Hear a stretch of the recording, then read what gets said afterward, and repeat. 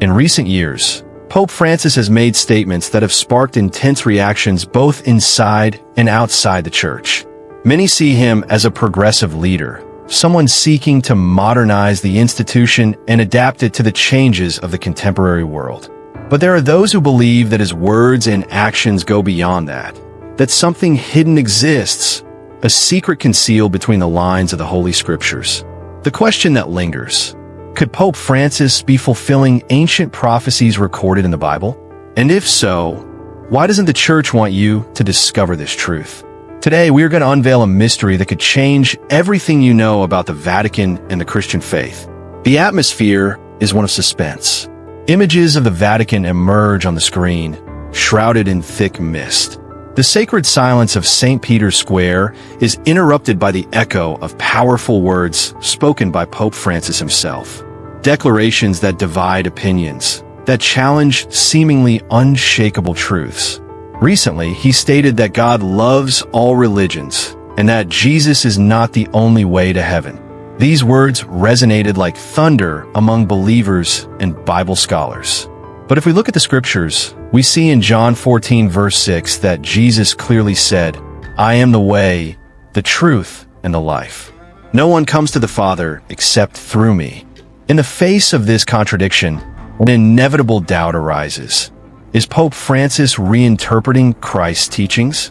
Or, even worse, is he paving the way for a new spiritual era, a fusion of beliefs that could lead humanity away from the true biblical message? Many wonder if something greater is happening behind the scenes at the Vatican. History shows us that doctrinal changes never occur without a purpose.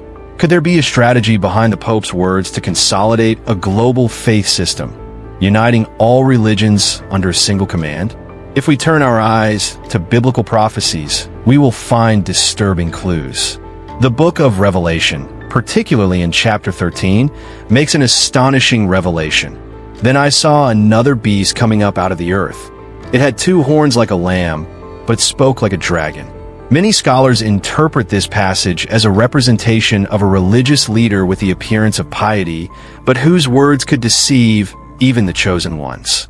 The reference to the lamb points to Christ, while the voice of the dragon suggests a hidden authority, an influence that could lead multitudes astray from the true path. Now, let's look around us. Never before has there been such an emphasis on the idea of uniting the world religions into a single purpose. In various global gatherings, Pope Francis has spoken about the need to eliminate barriers between different faiths, promoting a new era of harmony and acceptance.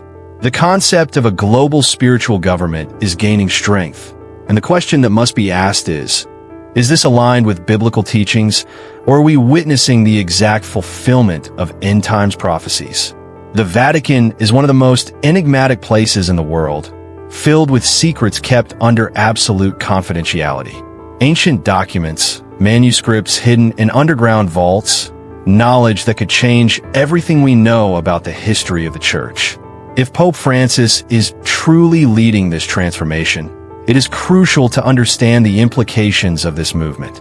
After all, the Scriptures warn us of times of great deception, when many will be led astray by seductive speeches and ideals that seem benevolent, but, in reality, conceal much deeper intentions. If we carefully analyze the facts, we will notice an intriguing pattern. The increasing rapprochement between different religious currents, the flexibilization of old dogmas, the proposal of a universal faith accessible to all. These elements fit perfectly within the scenario described by the prophecies.